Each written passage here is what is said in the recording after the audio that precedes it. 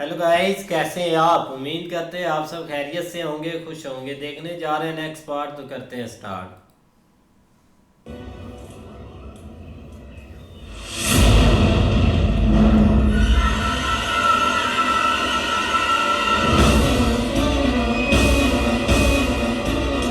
और क्यों निकालना है? इसको हर जगह से खतरा होता है भाई। वो आ गया भीम। नहीं है। नहीं, वो मेरे का वो उसका बेटा है भाई। युवराज के शस्त्र को छीन लेने का दुस्साहस।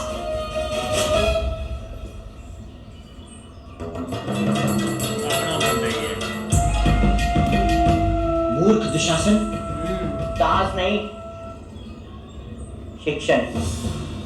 गुरु के पुत्र आयु में छोटे हो तब भी उन्हें द्वेष पैदा मानना योग्य है, ऐसा मामा श्री ने कहा था। और ये तो आयु में भी हमसे बड़े हैं। हमारा प्रणिपात स्वीकार कीजिए गुरु बंधु। संस्कार अच्छे हैं तुम्हारे। मुझे भय था कि हस्तिनापुर के राजकुमारों का स्वभाव कहीं मुझे अपने बल से बदलना ना पड़े। आपके सर पर ये मणि? मेरी तेज बुद्धि और अपार शक्ति का केंद्र है ये। मेरे पूर्व जन्म के तप का फल है। इसके कारण मैं बुढ़ापे और रोगों से मुक्त रहूंगा जीवन भर। तब तो आप जैसे महान तपोधन ब्राह्मण की मित्रता हस्तिनापुर के होने वाले सम्राट के लिए आशीर्वाद समान होगी। मेरे लिए मेरे मामा श्री ने इन सुविधाओं का प्रबंध किया है। आज से आपका भी इन सब चीजों पर उतना ही अधिकार है जितना कि मेरा।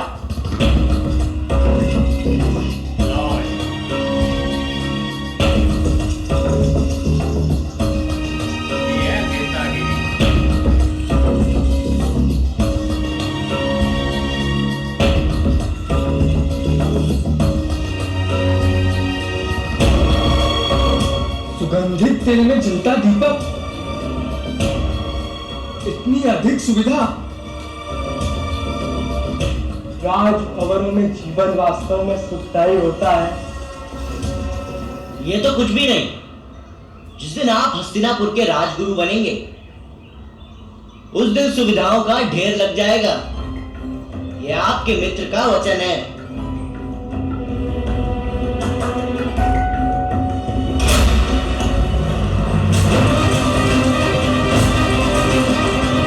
अब पता लगा।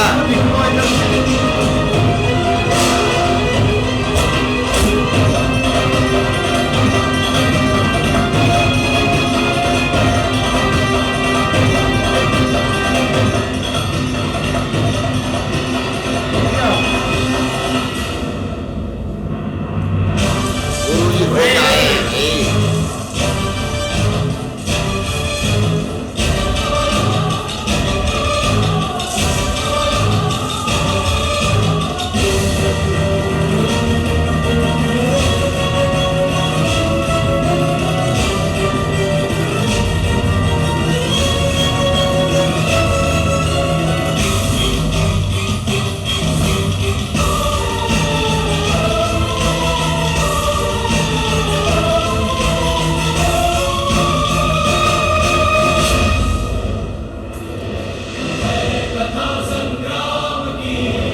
आपके साथ ही रहना पड़ेगा। चला इधर कोई काम नहीं होगा भाई।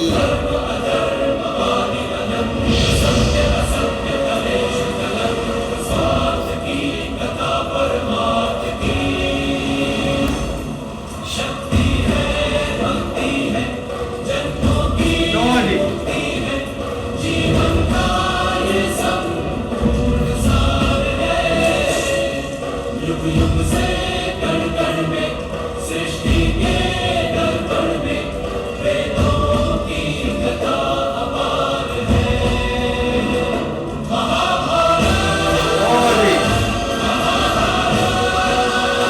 अब काम शुरू होने वाला है। सोने के पात्र में भोजन परोसा तो जा सकता है पर पकाया नहीं जा सकता।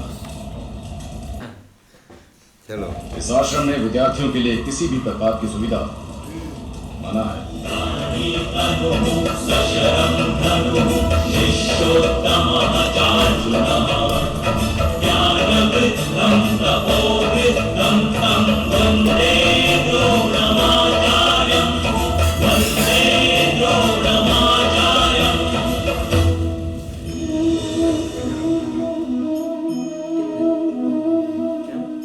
मनुष्य का स्वभाव है कि वो स्वयं को, अपने परिवार को, अपनी संतानों को अधिकतम सुख प्राप्त हो ऐसी इच्छा रखता है। इसी कारण से हम सदा श्रम और कष्ट से अंतर रखते हैं, विश्राम और सुविधाओं को बढ़ाने का प्रयास करते हैं। हाँ जी। स्वयं अपने जीवन का विचार कीजिए, क्या ये सत्य नहीं कि हम अपनी संतानों के लिए सदा ही विश्राम और सुविधा का आयोजन करते हैं? पर क्या कभी सोचा है केवल विश्राम से क्या लाभ प्राप्त होता है? केवल सुख और सुविधा जिन्हें प्राप्त हो उनका जीवन कैसा होता है? शरीर जब श्रम करता है तो अधिक स्वस्थ बनता है, बुद्धि भी जब कठिन चुनौतियों का सामना करती है तो अधिक तेजस्वी बनती है। ये हम सबका अनुभव है, पर हम शायद ये भूल जाते हैं कि मन और आत्मा को जब कठिनाइयां प्राप्त होती हैं तब वे भी अधिक बलवान होती हैं। अर्थात जब भी हम अपनी संतानों को श्रम और दुख से दूर रखने का प्रयास करते हैं, क्या वास्तव में उनके सुख का मार्ग बंद नहीं कर देते? स्वयं विचार कीजिए।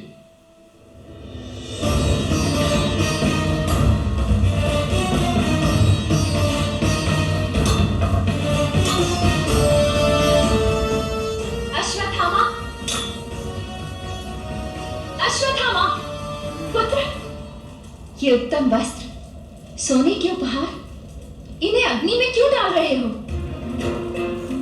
पिताश्री की इच्छा का पालन कर रहा हूँ। क्या तुम्हारे पिता ने हस्तिनापुर से आए हुए सारे उपहारों को जला देने को कहा? किंतु तुम्हारे पिताश्री तो दरिद्रता के व्रत का त्याग कर रहे हैं, तुम्हारे ही कारण पुत्र। किंतु हृदय से नहीं माता, उन्हें आज भी दरिद्रता ही अधिक प्रिय है। उनकी शायद इच्छा है कि मैं जीवन भर हृदय से असंतोष और हाथ में भिक्षा पत्र लेकर जीता रहूं। क्यों माता? आटे के घोल को दूध मानकर जीने में क्या गर्व है? पिताश्री को संपत्ति से इतनी शत्रुता क्यों है? आज मैं हस्तिनापुर के कुमार के साथ मित्रता कर रहा था।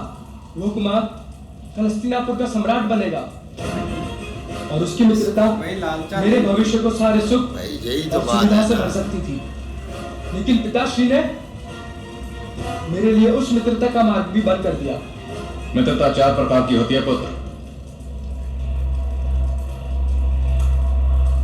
सबसे श्रेष्ठ होती है व्यासंग मैत्री, जहां साथ मिलकर ज्ञान, भक्ति और संस्कार से आत्मा के कल्याण के लिए प्रयत्न करते हैं। और दूसरी है व्यवहार मैत्री,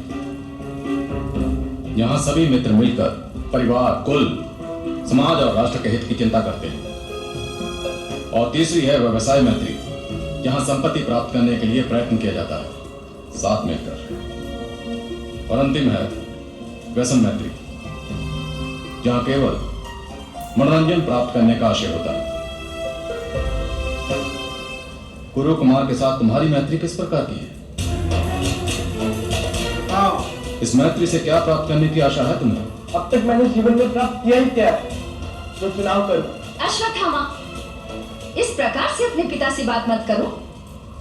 कह लेने दो देवी, इसके मन के भाव को मैं समझता हूं। पर इतना स्मरण रहे पुत्र, वो इस समय तुमसे इसलिए मैत्री कर रहा है क्योंकि तुम उसके गुरु के पुत्र हो। ऐसी ही मैत्री पर विश्वास करके मैंने अपने जीवन का सबसे कड़वा अनुभव पाया। आपको कड़वा अनुभव प्राप्त हुआ क्योंकि आपकी अपेक्षाएं बहुत प्यार है। अश्वत्थामा तो केवल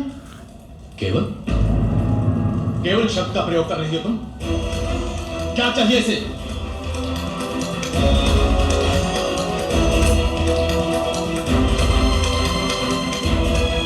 उत्तम वस्त्र, सोने के पात्र, यह 56 भोग प्रतिदिन, इतने से संतोष मिल जाएगा? तुम भूल रही हो ये महान महर्षि भरद्वाज का पौत्र है और परशुराम के महान शिष्य द्रोण की संतान। इसे महान बनना होगा। सिंहासन इसका अधिकार है, पांचाल का सिंहासन।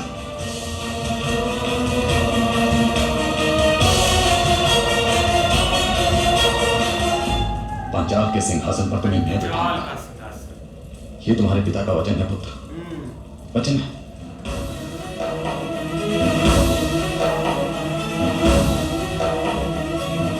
जब तक मैं तुम्हें पांचाल के सिंहासन पर नहीं बिठाता, मेरे अपमान की अग्नि शांत नहीं होगी। कैसे?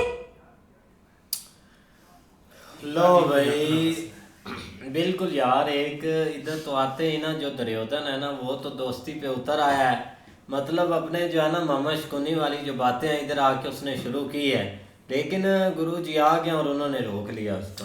नहीं ऐसे ही है यार। एक दफ़ा एक राजकुमार भवन से जो भाई निकले हैं ना, वो उनके लिए काफ़ी मुश्किल चीज़ है, क्योंकि उधर भाई हर चीज़ इजी होती है। खाना लगा होता है, कुमारों ने उठना होता है, सुकून से खाया और इन्जॉय किया। लेकिन इधर उनको भाई थोड़ा सा कठिनाई का सफ़र ज़रूर करना पड़ेगा। भाई दुर्योधन ने जो आते ही काम दिखाया है ना, लेकिन भाई वो आगे गुरु का बेटा था, उसने भाई उस तलवार को ऐसे रस्सी बनाया है ना, तो भाई जैसे ही उसने थोड़ी सी लालच दी है दुर्योधन ने, तो भाई गुरु का बेटा तो फिसल गया। भाई उसने बोला ठीक है। तो जब बाहर से गुरु जी आए तो उन्होंने भाई सारा कुछ ही उड़ा दिया ऊपर। तो दुर्योधन सही बोल रहा था, भाई ये मेरे मामे ने सारा कुछ इंतजाम करवाया है, क्योंकि उसके बाप का तो अब सिस्टम चल नहीं रहा। उसका तो इनके सर पर जो हाथ था वो उधर ही खत्म हो गया है। इधर इनके सर पर हाथ किसी का भी नहीं आएगा। वो मामा इधर से भी कोई लाइन मिला रहा है भाई, लेकिन भाई गुरुजी ने आकर ना उसके थोड़े से कान खींचे हैं। अब देखते हैं आगे क्या होता है। इस तरह ही भाई गुरुजी ने कहा कि सोने की अपना बर्तनों में खाने खाए जा सकते हैं, पकाए नहीं जा सकते। ये एक अच्छी बात कही है, लेकिन भाई उसने यही अपना इधर शिक्षा दी है कि भाई इधर सब बराबर हैं, किसी में फ़र्क नहीं है क्या। लेकिन भाई दुर्योधन ने तो भाई इधर आकर वही मामे वाली जो बात, इधर भी भाई अपना दोस्ती और चमचागिरी भाई शुरू कर दी हैगी, लेकिन वो भाई इधर नहीं चलेगी। नहीं बिल्कुल ऐसे ही है, लेकिन भाई गुरु ने अभी मतलब वो सिखाने का काम तो स्टार्ट नहीं किया। ये एक उनका पहला लेक्चर था कि सब यहाँ पे बराबर हैं, किसी को कोई एक प्रोटोकॉल नहीं मिलेगा, और ये एक अच्छा उनका फैसला। उसके बाद भाई अपने बेटे को उन्होंने समझाया, जो कि मतलब चाहता था कि मतलब उसका कोई अपना ही एक रोल है, वो आगे जाके पता चलेगा, लेकिन आप आगे देखने वाला होगा। हाँ जी, देखते हैं नेक्स्ट। तब तक के लिए गुड बाय, टेक केयर।